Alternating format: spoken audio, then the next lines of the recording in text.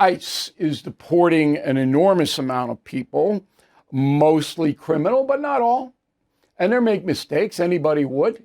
Any organization would sweep up people that are harmless when you're going after hundreds of thousands of people. Remember, Joe Biden allowed 14 million foreign nationals into this country in 4 years unattended.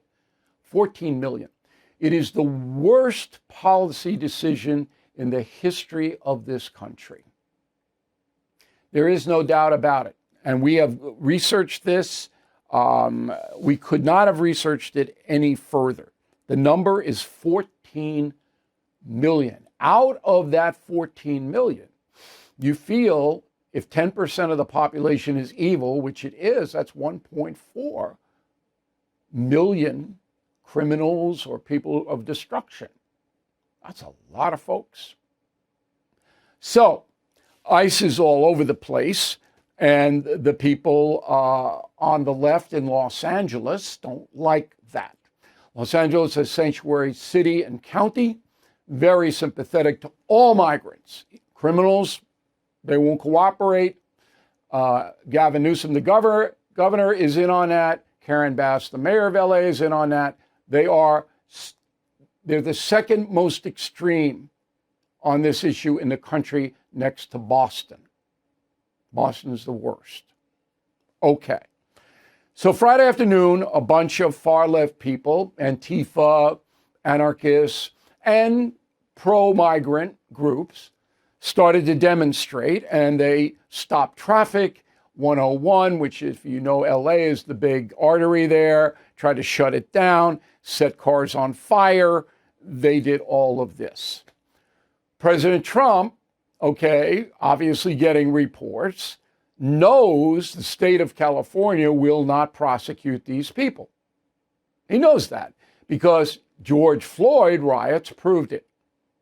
Okay? So if you are arrested for vandalism or looting or whatever in Los Angeles, you will not face state or local charges. Trump knows that. He also knows that his base, the MAGA base, and 56% of the American people, all right, according to all the polls, don't want unfettered immigration. So he's got the majority on his side, and he decides to send in the National Guard. There's a January 6th component to this that I'll get to in a moment. So the Guard shows up, just 300 of them, not overwhelming force, but enough to cause all kinds of reaction from the far left. Now, remember, there's looting going on, there's arson going on.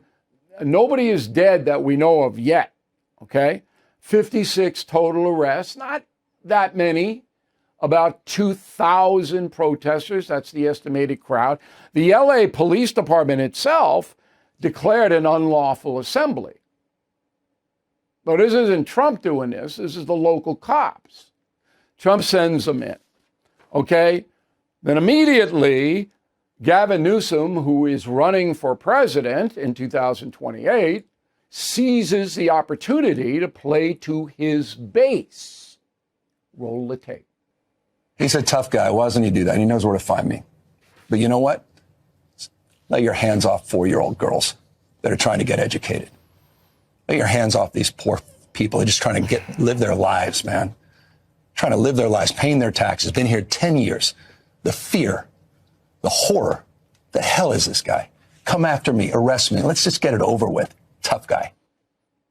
And that would be great for Newsom if he got arrested. That's what he wants. He wants to be the left-wing martyr. And, you know, I don't know whether Trump knows that or not, but probably not wise to arrest the governor because there's no real charges.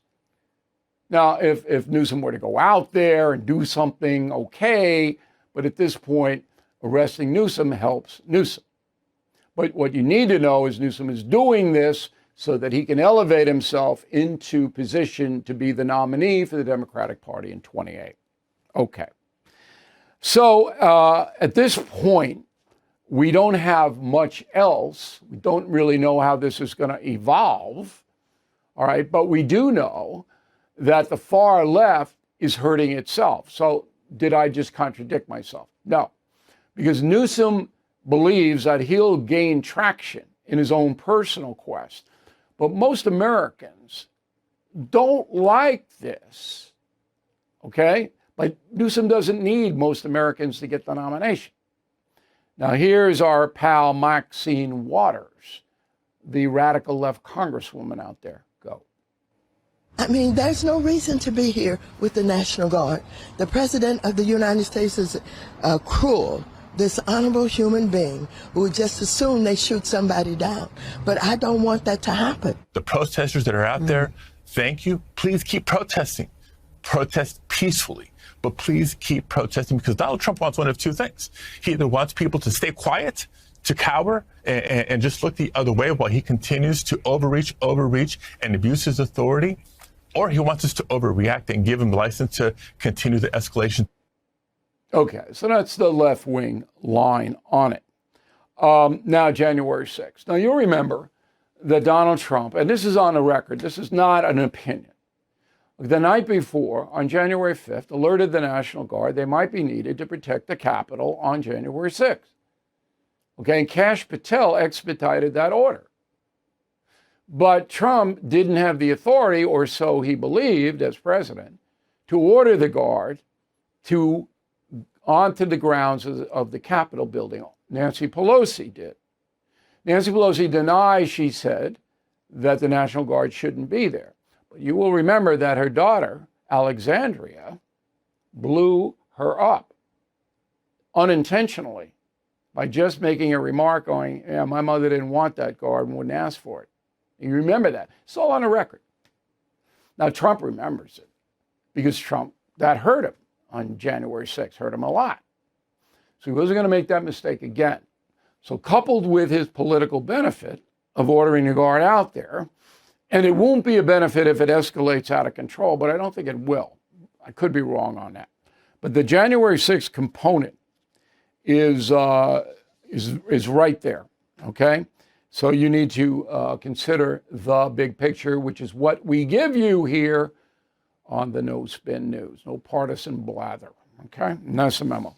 Thank you for watching. Make sure you subscribe to my YouTube channel and follow me on X. Look for @Bill O'Reilly.